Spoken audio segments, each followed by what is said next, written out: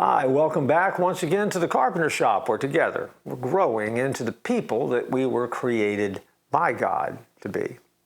Colossians 3:23 in the New Living Testament says this: work willingly at whatever you do, as though you were working for the Lord rather than for people.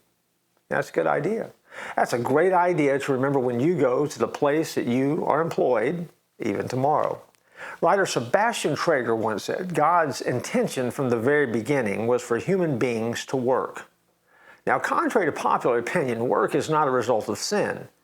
See, because if you go back and read the story, from the moment that God created Adam and Eve, He gave them work to do. He gave them a garden and told them, get to work and take care of it. See, from the very beginning of time, man and woman were created, and they were created to work. See, a lot of people kind of move through life thinking that only Christians that are called into some type of professional ministry have the responsibility of working for the Lord.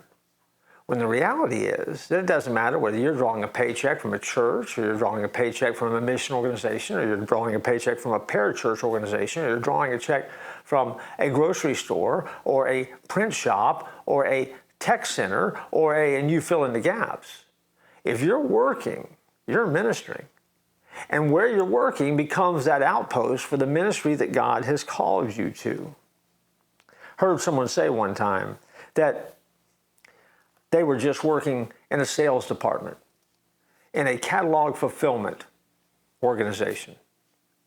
And I reminded them in that conversation that no, you're called to be the chaplain of that catalog fulfillment organization. That God has placed you there to do ministry and impact the lives of the people around you. And as a bonus, you get a paycheck for being placed there by God for this season of life. They responded, well, I never thought about it that way.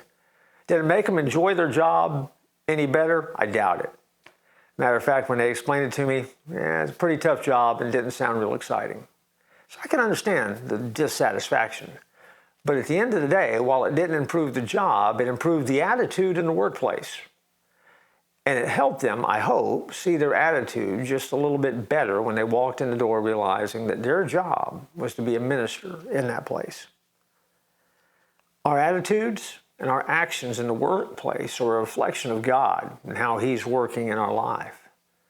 So don't be a slug and sit on a sofa and allow life to pass you by. That's not what you were created for.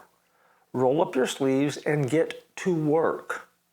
Because in doing so, you are fulfilling one of the very first commands that He gave to man and woman, Adam and Eve, in the Garden of Eden.